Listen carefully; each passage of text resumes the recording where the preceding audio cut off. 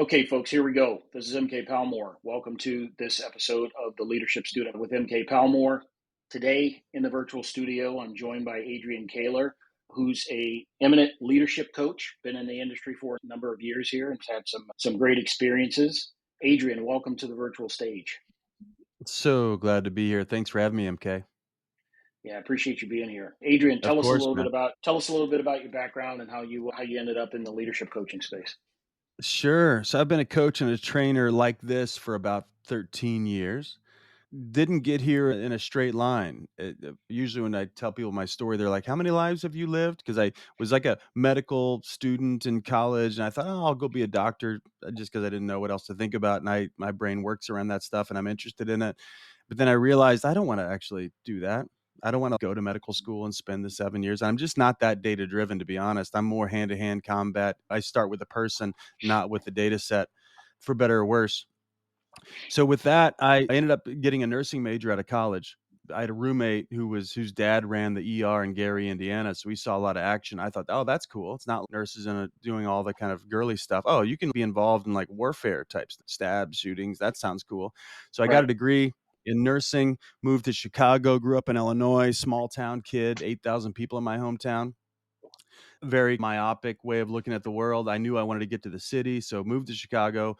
Actually ended up working at a children's hospital, and I worked on every floor, which I dug. So I tons of variety, getting to work with also the opportunity with kids. Obviously, it's a heroic effort to save a kid's life. A kid never deserved anything. If you got some like 85-year-old that's got emphysema and they smoke for 70 years, welcome to the future that you planned. But for a kid, they never deserve anything. So you ought to save a kid's life. And you get to work with the family, which is very complex and very interesting to me. Tons of chaos. In some situations, a mom and a dad. Mom's usually hysteric. Dad's usually angry and shut down. And getting them to the conversation was always a glorious challenge for me. I loved it. I would always ask for the toughest families just because, I don't know, as my grandfather would say, I'm glutton for punishment. But I also just liked that challenge of getting folks beyond their fears and concerns and getting them to deal with reality in a way that opens up the biggest possibility for them, which would become a theme for my life. So did that for a while. Come from a faith background, was service in a local faith community church setting in Chicago. Caught wind of a guy named Erwin McManus who was I was on a team in India serving, and while I was there, they gave us a CD. Remember those? Gave us a CD of one of his talks, like sermons or TED Talky type things, and he had the music. He was saying things about faith that I'd wish somebody had been saying my whole life, because it was about risk and it was about really giving yourself to the world and being out there to redeem humanity and be a part of that, Mhm. right? And not being about judgment, about being right, which is what most people of faith are like. This is about loving first and loving absolutely. And anyway, so I was compelled. That brought me out to LA, and I was an intern at this church called Mosaic, which was, we called ourselves the research and development arm of Christianity. So we were very conservative people, did not like us, and we were like inclusive before that was a political statement. We were just into people and thinking we're a part of this grand narrative that there's purpose to the universe, there's love in the universe, and whatever people aren't experiencing, it's between their ears and in their heart. So if we provide an opportunity where people can open up, great things can happen. And in the meantime, go serve and make the world a better place. So I organized all of our volunteer world, which is we had about 3,000 people in the church. So about 2,000 of them every year would go out and serve in the community. So I knew that I could take the toughest, most shut down, cynical person and take them down to Skid Row and have them meet a couple people, and they would all immediately become grateful and open their lives up. Or mentoring a homeless youth, or building a house with Habitat for Humanity. Service changes the human soul. I think it just aligns it, right? So, because I think I'm weird, and we don't have to get into it, but I think the human soul is made for connection and made for love. And then life happens, and we all get our armor on and decide to go survive instead of thrive. But I loved that opportunity to get to take people into the streets in LA, and then I took tons of teams overseas. So spent my 30s, late 20s, all my 30s mobilizing volunteers to have breathtaking experiences and help the world become a better place. I love that. Moved into I met a guy whose father was a billionaire, so he's a millionaire. He wanted to give his money away, and I was the guy that knew everybody, and I was the guy that met him and helped him in his own spiritual path. So he asked me to help him give his money away. I took him around the world. He ended up actually being most connected to wanting to help people who had really blown it get a second chance. Long story very short, we Yeah. worked in the prison system. I met a guy who'd been doing this type of leadership work we're doing now as a full-time job, but on the side was also doing gang intervention work and work with juveniles in prison at such a level that recidivism, the chance that someone's going to go back to prison after getting out, the average is 87%. If you go through his simple 3-day program, they track these people over time, over the last 20 years they've tracked them, that number goes from 87% down to 12. So breathtaking Amazing. results. And I loved this guy. I've always been drawn towards leaders, to this like the leadership student. I was always both. I was always a leader, didn't think about it, was just what happened. And I liked it. Not like it was an accident either. I liked it because I knew leaders change the world. If you want to change the world, you better lead. Otherwise, whatever, just wait because somebody else is going to change it and you'll just have to live with that. And when I've always found mentors, and this guy Dan was my next mentor, so I could just see him move a room. He's world class, probably the best in the world at our types of trainings. He says there's one guy better than him, but I don't believe him. And so I did that work for several years, and then I got out and I went through all the trainings because I'm a sucker for self development type work, and I go to all these workshops and seminars, and I just love all that. I'm eager for it. I know that if I'm building myself, my world gets better. Internally, my world gets better, and externally, I can make a better difference with other people. Got out and I started coaching people on my own. Took on a business partner. We had a run for a while. Got back on my own, and then that guy Dan Takini, the one I followed into prison, who I say he's if Mother Teresa and Yoda and Tony Soprano had a baby. That's Dan Takini. He's an interesting cat. He's a one of a kind. I started this business with him, Take New Ground, that we have now, probably 7 years ago, and it's guns blazing, man. We love it. He's almost 70, and I'm 43, and we're a great dynamic duo. Just took on another senior partner. I've got a team of about 10 people. We get to work with fantastic companies, and we are known for our very no bullshit approach.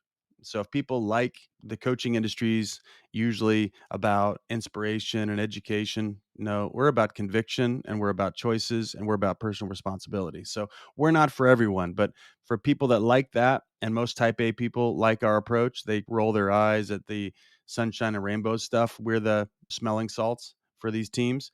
We get to have a lot of fun. So that's a little What bit what of my journey. I love it. There's probably too much to unpack there, but let me start here. What's the business proposition for you and your partners when you go into a company, offer your services? What are you telling them that they're going to get in return for bringing you guys in? We're going to talk about what results they've given up on. So we talk about the future first, like what are the Mhm. key results? And usually it's very foggy and it's usually very circumstantial. And we believe that a person with a vision can never be held hostage by circumstance.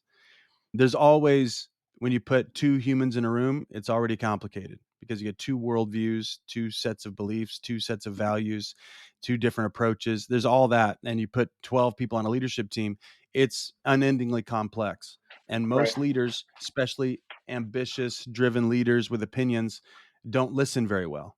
And so the potential of teaming goes way down based on the mindset of the person that's in the room. The opportunity for alignment and the opportunity to generate resilience on the team, which is to take on challenges on purpose for the sake of growth, that's always way below what I can get them to, what we can get them to. And that always happens in conversations. New results, number one, unprecedented results. Something new can happen they don't think can happen. I know it can happen. Alignment of the team beyond their personalities. Most people think because Tom is this way, he will never fill in the blank, or because Susie is this way, she will never fill in the blank. We can always break that up pretty quickly. And then to generate a conversation internally, which most people aren't in, let alone most teams aren't in, is a conversation about self-mastery. How well do I know myself based on results, which is distinct from knowing myself based on my story about myself. Most people know themselves, quote unquote, and they just know what they tell themselves. And a lot of that is full of despair. If I'm a certain way and I think it's my parents' fault or whatever the therapist taught us or Freud taught us, then we're stuck and we just got to make the best of a shitty situation. And we don't approach it that way. We're Adlerian. We're we have a I say you are what you're committed to. You're not the sum of your past. Most people unconsciously think I am because that happened instead of I am what I'm committed to. So there's a lot of power there. And if you get people into a Mhm. self-mastery conversation, there's no challenge too difficult to be worked through at all. There's how good could we get is an unanswerable question, meaning we don't know how good we could get. We don't know how effective we could be. That's a fun journey. Most people are just trying to get their job done and go home instead of, Mhm. oh, work is the context of meaning for me. And I am on my own path of I can have unlimited amount of meaning and connection with these people that up until we talked to them, they were just tolerating. So in those realms is what is the proposition. So you said something really interesting that I have also found to be true early on in your response, and that is that you believe that people who are highly driven, sort of type A leaders, are typically not good listeners. Can they be Yeah. taught to listen? Yeah. Yes. It's I, never. and how's that transformation happen? Yeah, yes, they can easily be taught. The harder thing, because it's not hard to listen, it's just a risk for them. So it's more, are they willing to listen? Not can they? And the way you have to do that is you have to lay out a parade of horribles. We call it a parade of horribles. So let's say just last week I was in a room with 5 leaders of a private equity firm here in town in Los Angeles. And there's an old man that started the whole firm. Then it's a little bit complicated. Let's see if I can do it verbally. Then there's a group of 3 of them that have been there for 25 years. Then there's a new guy who's been there 7 years. The old man is just kind of Mr. Rogers in the corner, doesn't speak his mind very much, is very successful, has raised billions of dollars, but I'm retired. I don't want to get in these guys' way. That's the story he's in. The group of 3, 2 of the 3 are in a camp with the old man. Then there's the one that's with the group of 3, and it's his buddy that he hired 7 years ago. The guy, they're at an impasse because the new guy wants to be equals with the rest of them financially. And that would be unprecedented. They've never done that before. They're in this, you got to be here a long time before you become equals, but he's going to leave. If he doesn't become equals, he's going to leave. He brought in 40% of the yield from the previous fund. So he's the Mhm. rock star investor of the group, and he's asking to be made equals. There's resistance in the room. They don't want to do that. Now, so how do I help these type A people listen? I got to paint the picture about what's going to happen if they don't. In this situation, the new guy is going to go. And if he goes, it's over.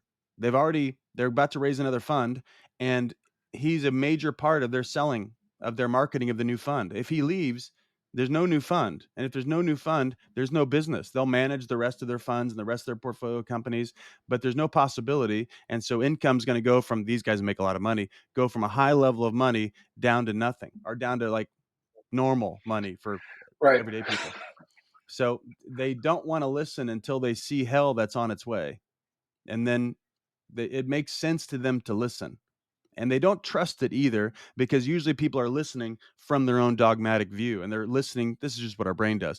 We're listening to prove something. So you know what it's like. I know what this is like all the time. I have an opinion about you and what you're up to, and I'm going to listen to you just to confirm my own opinion. One of those cognitive biases. So I'm only paying attention to what you're saying that agrees with my judgment of you. That's just gravity for the human mind. If it takes work, and we do this usually with a baseball bat in hand, it's, hey, why don't you listen for what you think is not true? Listen for that. What are they saying that makes sense, even though you are sure they're an idiot? Why don't you listen to what makes sense and how they are similar to you, instead of your agenda, which is to prove how they're not like you and how you're better than them? So you got to get clear on what the cost is if they keep doing what they've been doing. And then it does take a little bit of nuance. We have a very oh, our type of inquiry is very Socratic in this way. It's like more Mhm. wondering and trying on different ideas and seeing what opens up for us, see what possibilities pop up if I'm willing to entertain the thing I've been unwilling to entertain up until now. But if one of those shifts happens, especially in a room of, let's say, 5, if the ringleader, which in that room this happened, the ringleader in the room, the guy that has the most influence in the room, he was the most engaged. And his type of engagement opened up everybody else. They came out of their caves and came to play. And it was messy. It was really messy. and it's great. We don't mind the mess. It usually needs to get messier before it gets cleaner. So I approach it like that. I hope that answer made sense. Yeah, no, it definitely made sense. It strikes me that the methodology that you're describing requires a ton of investment in understanding. I call it the human psyche. I'm not sure the human position, the Sure, human journey, sure. however you want to describe it. What Right. got you interested in that in particular? Because it strikes me that you not only in order to do what you just described, you have to be vested in that human journey process. You got to be super interested in it, like you Yeah. as just a pursuit of your own. When did that start Yeah. for you, and what did that look like? It started early for me. And this is a little bit why when I was a kid, they always say you're an old soul. In my family, I was the odd duck. I was like the not the black sheep necessarily, but I was just the one that didn't fit, mostly because Hmm. I had lots of questions. I wanted to know how things worked. And can we turn off classically in my head is can we turn off the TV and just talk at dinner? Because I want to talk. I want to understand. I want to talk about relationships. I want to talk about school. I really wanted to talk about things, really to understand why. Because I was successful. I'm externally quarterback of the team, student council, smart kid, blah blah blah. But internally, I was anxious and I wasn't comfortable in my own skin. I looked comfortable. If you met me, you'd say, "Oh, Adrian, he's got his shit together. He's exemplary." Blah blah blah. But internally, I was uncomfortable, and I wanted to Is become that uncomfortable. Sorry, I wanted to is become that from comfortable. not knowing, or is it from a desire to just absorb knowledge? Probably both. Probably both. I was very. I just heard a research study the other day that 40% of humans don't realize they're in an internal dialogue, which is baffling to me because I've been aware of my internal dialogue, i.e., I'm Hmm. talking to myself all the time via thinking since I was whatever, young kid, and I was Right. conscious of that. And some people just float through life just like living, and they don't realize that their thought life creates their experience. So I was conscious of that, and I wanted to be comfortable. I wanted to feel engaged. I wanted to make the biggest difference as well. And I knew that like I had a hunch that how I was thinking about things really created what I call life. And we know that's true. We actually have a perception in our people. We say it this way. It came from a guy named Dave Logan. First, there's a book called Three Laws of Performance. If your listeners haven't read it, it's worth listening to. Hmm. Three Laws of Performance by Dave Logan. People react to the world the way the world occurs to them. Number one. Number two is the world happens for us in language.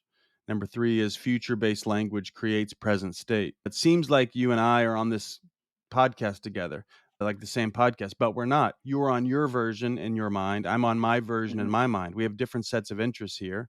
I'm here trying to think about how can I generate the most value for I want to connect with you. I want to create the most value for your listeners. I know you're doing the same thing, but you're also listening from your history, from who you are, from what you already think about me just in this short engagement. We all make these assumptions and based on our Right. biases, and some of those will be probably open up possibilities for the conversation. Maybe some of your biases shut down. You have to overcome them to be able to be here and ask these questions. So we're on two different podcasts. It seems like we're in the same one. So the long story really short is I was aware of that and I wanted to think to your second point, get more information. How do other people see this same moment than I do? Because I think I could learn if I could see it through their lenses. And that's part of what keeps me in the game and why if I'm in a room that's even full of major conflict like I was in the story I told you, it's Yeah. fascinating to me. And I know that it's their thinking that's causing the suffering. It's not what's happening. It's their thinking. It always gets back to their conscious thoughts. And even more than that, gets to what's invisible for them. And if I can illuminate the invisibility of like kind of the baseline unchecked assumptions that they see everything through, for example, they might say people can't be trusted. That's a, that's a, that belief shapes everything. Or people have my best interest. You could do the opposite. They're always, and Hmm. that's also can shape your belief in how you show up, what you say, what you don't say. Both of them are really naive, and it's both. And you better listen to see where the other person is. Eh, So, what's your position on whether or not people are? I have to ask this based upon what you just said. Are people Yeah, inclined to do good, and by good for others, rather than just their own interest, from your perspective? yeah. The answer that's not that satisfying is it is both. I think back to what I was saying earlier about the human soul, I think we all want the same thing. We all want to be seen. We all want to know ourselves. We all want to be accepted and we all want to be championed. I think that's human 101. I think we're crafted that Mm-hmm. way. For me, that's a spiritual conversation, but I think we're all that way at a core level. But life teaches us other things. We get betrayed, we get lied to, we get used, we get all those things happen. And so a lot of us live our lives in response to the things that we didn't want or didn't like. And we just call that playing not to lose. So I know what losing feels like. I don't want to do that. So I'm actually listening from that mindset where the threats and even possibilities show up as threats instead of playing to win, which is I know who I am and I'm willing to give to get. The old golden rule is always the best idea is go ahead and whatever you're looking for in a room, give that to the room and see what happens. And the chance of getting what you want goes way up. Yes, people are naturally inclined, I would say, to give because it works. First off, it works in reality. Second off, you feel better about yourself. But we've trained ourselves to give the least amount we can and not take risks. So it's both and. But I try to get people into my work is to get people into a generous mindset because that Mm-hmm. will shift the room. What's the most difficult part of leadership for people? And let me provide some context to this. Sure. I think that there's not a ton of good leadership present in the enterprise space. And by enterprise, I just mean, I'll say corporate Big environments. companies. Yep. Yeah, big companies. Why are people so bad at it? Why is leadership so tough? To do leadership well, you must be vulnerable.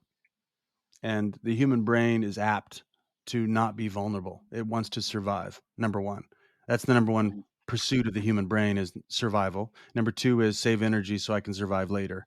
And when I say survival, it's not watch out for the bus and watch out for the tiger, not that type of survival. It's more ego survival. So we talk about looking good, feeling good, being right, being in control. Those are the core survival needs. Those are going on in everybody's mind at every single moment of the day. They might be a low level, right? They might be like a 1 out of 10 volume. For some people that you've met and I've met, they're at a 10 out of 10. That's the only thing they care about. So, in order to lead, you must be vulnerable and know these tendencies and know that you're speaking into those tendencies when you're leading.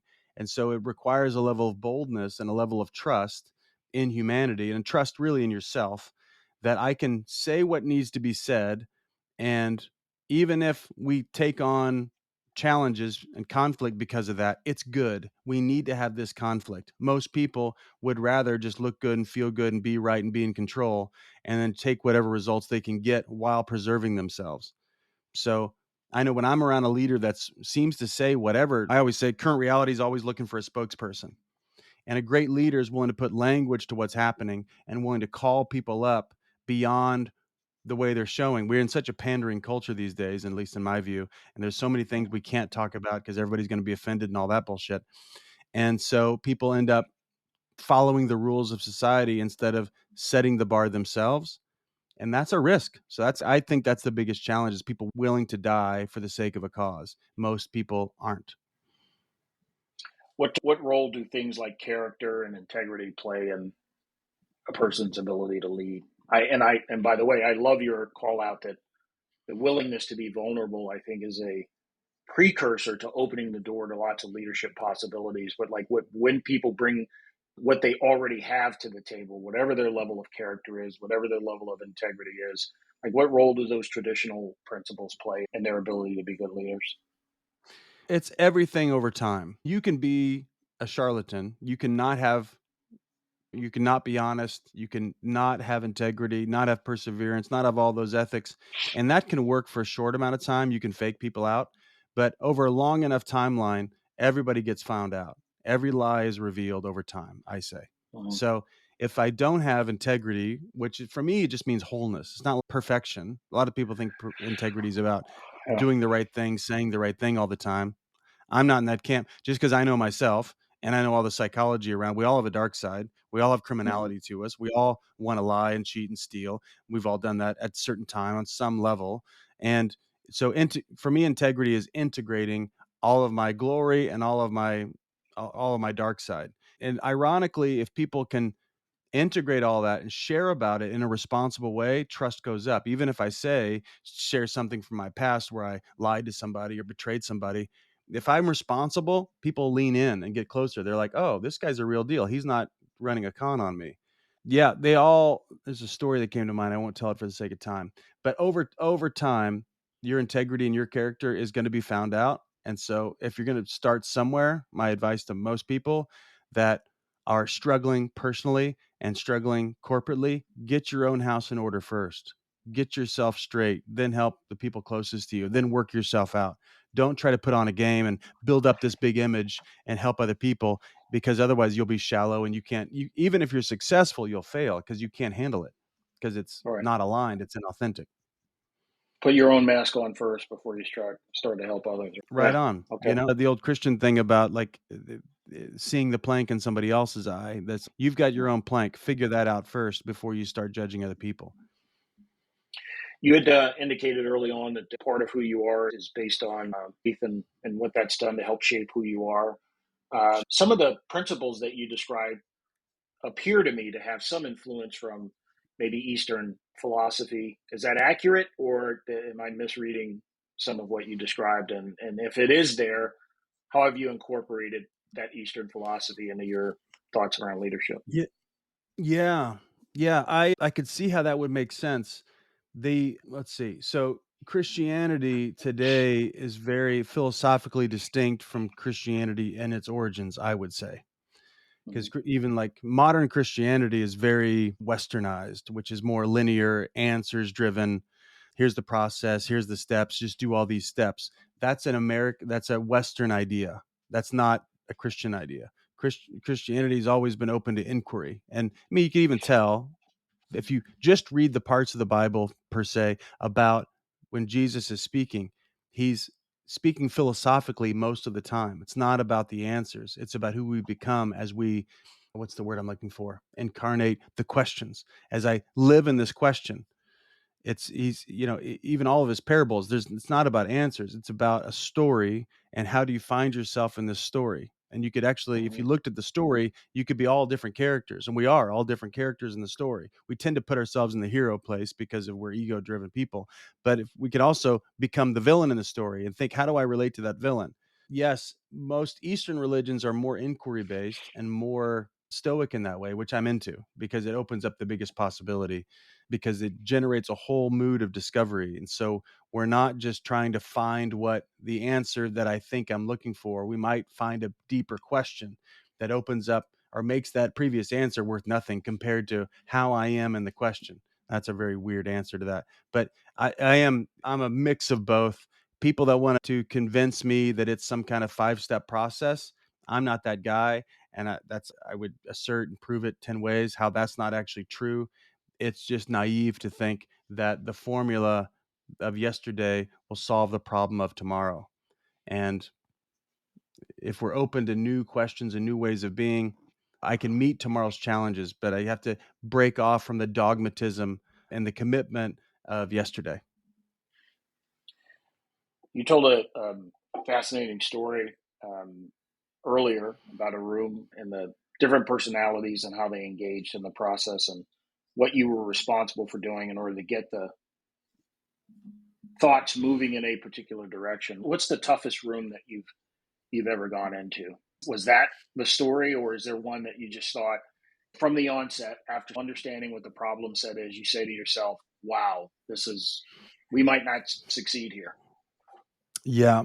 Yeah.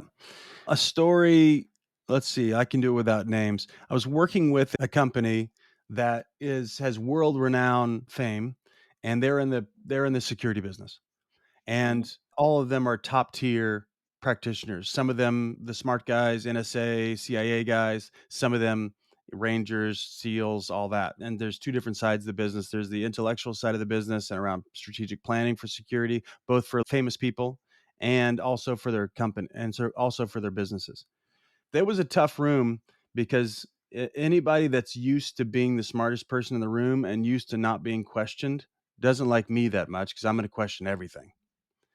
And especially in that type of top down environment, they're used to, you can't ask me that question unless you're at my level. and I'm the new guy walking in. And it was a tough room just because there were they those folks trade in power. And I'm not that religious about their power struggles and who's triangulated with who and who thinks who and why is this person. They're all godfatherish. It's like a little bit like the mafia. So that was a tough room. That was a tough room to be in. And we spent 2 days with them and stepped on some landmines early. And we needed to go a lot slower because those folks don't trust anybody unless they respect them. And we assumed a little more respect than we had.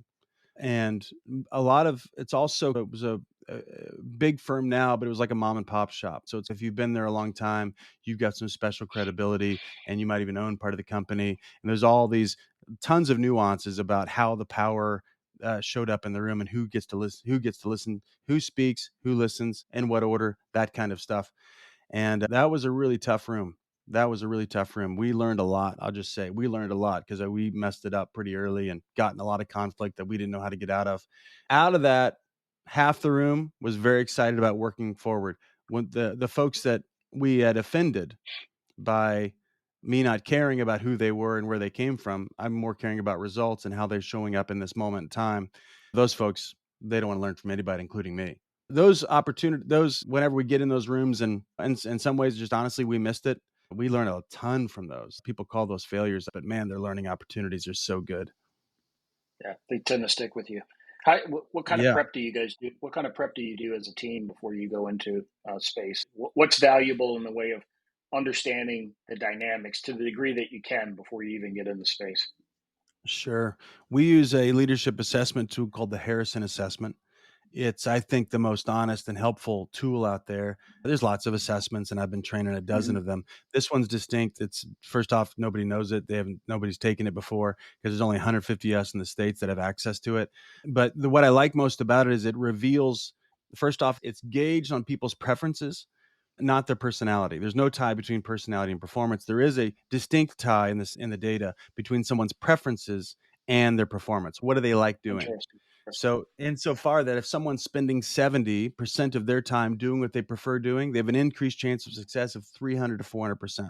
So, pretty big deal. Most of us don't have language for it, though. I'm busy being Adrian. And so, I'm not thinking about what aspects of my work align with the things that get me most excited, things that come to my awareness most quickly, things I'm prone to take action towards. And I haven't taken on the personal authority and agency to craft my world around my preferences, which is the best strategy.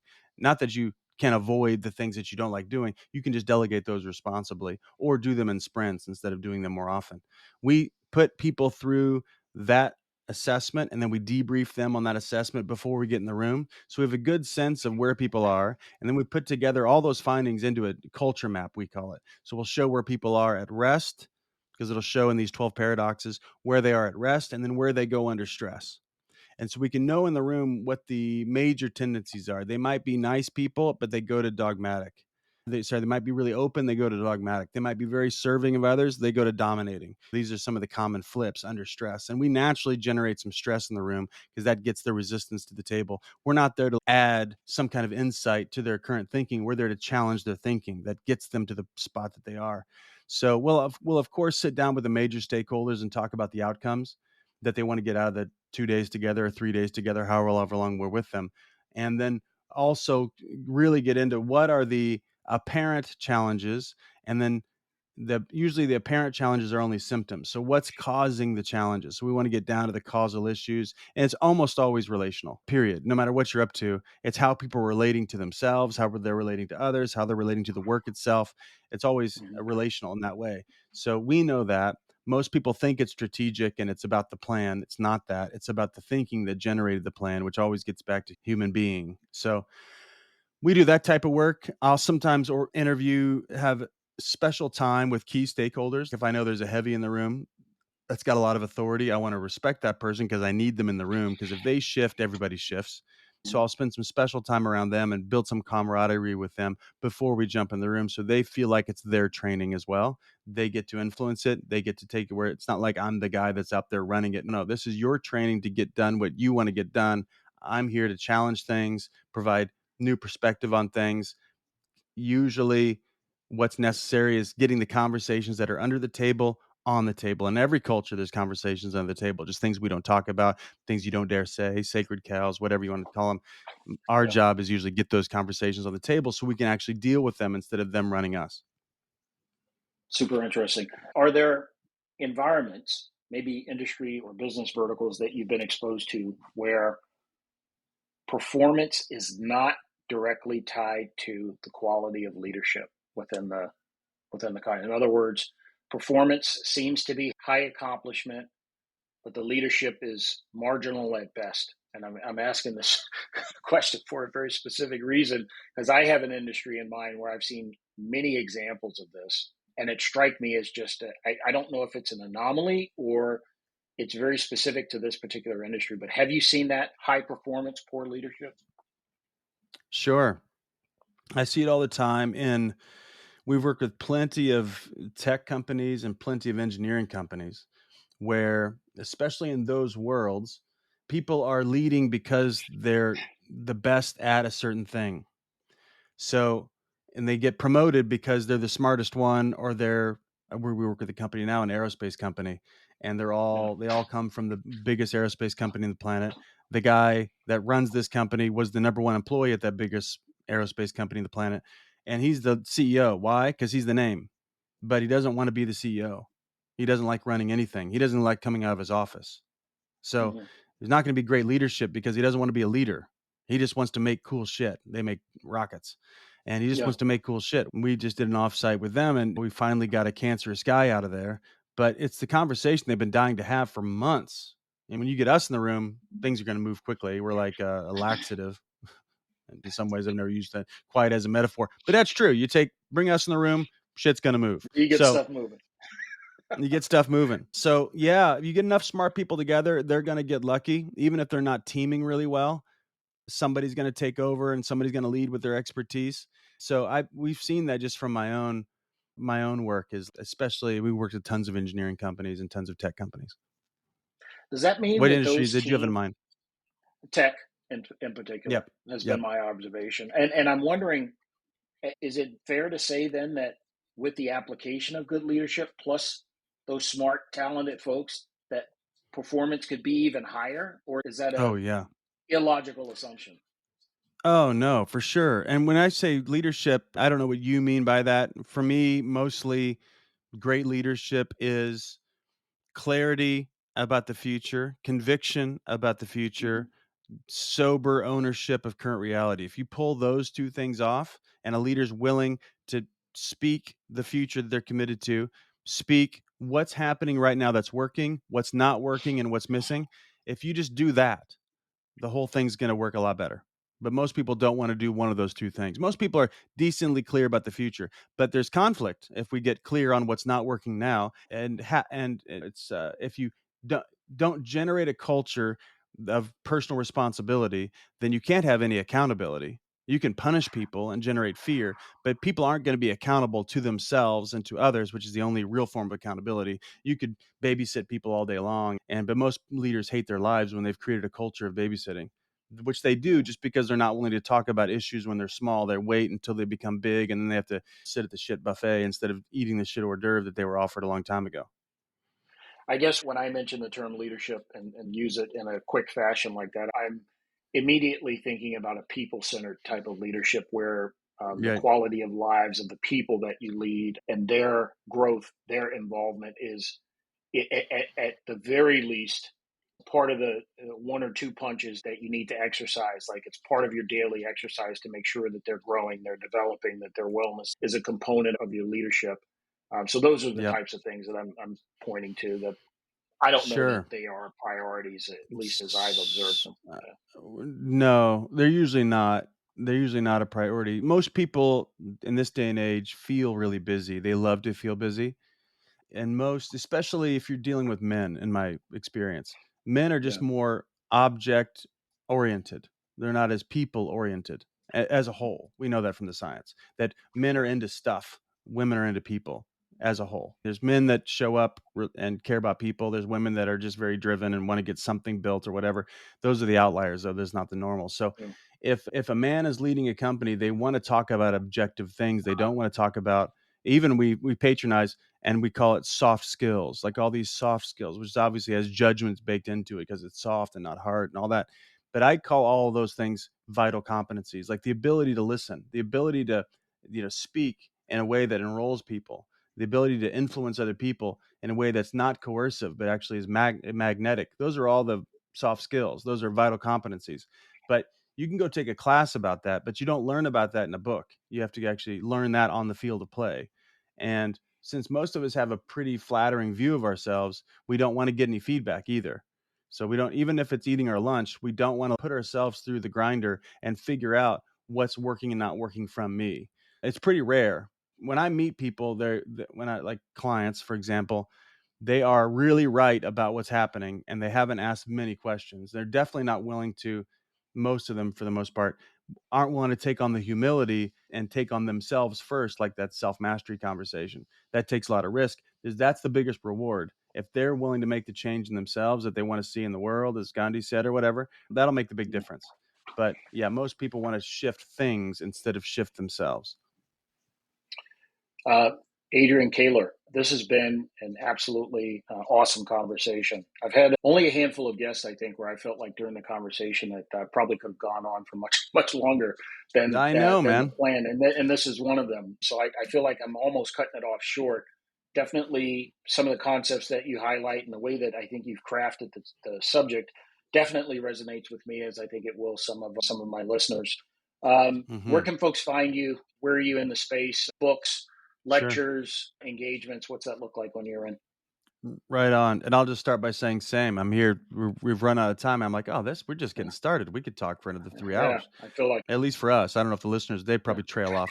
But anyway, this has been fun for me too. So thank you, man. Thanks for your integrity and your intellection and all that's really compelling. How you find me? If you want to find me on social media, adrian.k is my Instagram handle, and I'm usually posting stuff like this, conversations I'm having with leaders or on podcasts. You can check that out. If you want to find us online, takenewground.com, takenewground.com. We've got, obviously, if you run a big company, if you run a division inside of a company, if you run your own company, love to have a conversation with you and just see if there's ways in which we could help you. You can just reach out to me via the website or on Instagram, or Adrian at takenewground.com. So we do most of our work's in-house, retainer work with people, and we solve serious problems in a short amount of time. We also do these public trainings. One's called the Revenant Process. It's a 4-day, you'd love it, 4-day deep dive, personal leadership, integrity, commitment, legacy, all those. We do that in 4 days, a big, long experience for people. You clean up a lot of the past, you get people really clean and clear about the future, and it's a huge breakthrough for them. We've got another one coming out, depending on if this drops in early June. We've got an event late June in Hawaii. Our next one, we just did one in LA. We just did one in Boise before that. We'll do another one in the fall. By the time we're rehashing the website now, so it'll be takenewground.com/revenant. But if you message me and you're interested in that, just hit me on Instagram and I'll send you all the info. Then we're just here to help people come alive and make the most. We only got one trip around the bases here, so you might as well make the most of it. Outstanding. Hey, Adrian, I appreciate the conversation and thanks for being Of in course. the studio. All right, Yeah, folks, thank you, that's it for brother. this Good to episode be of the with you. Leadership Student Podcast. Fascinating conversation with my guest, Adrian Koehler. Thanks, and we'll see you guys the next time around.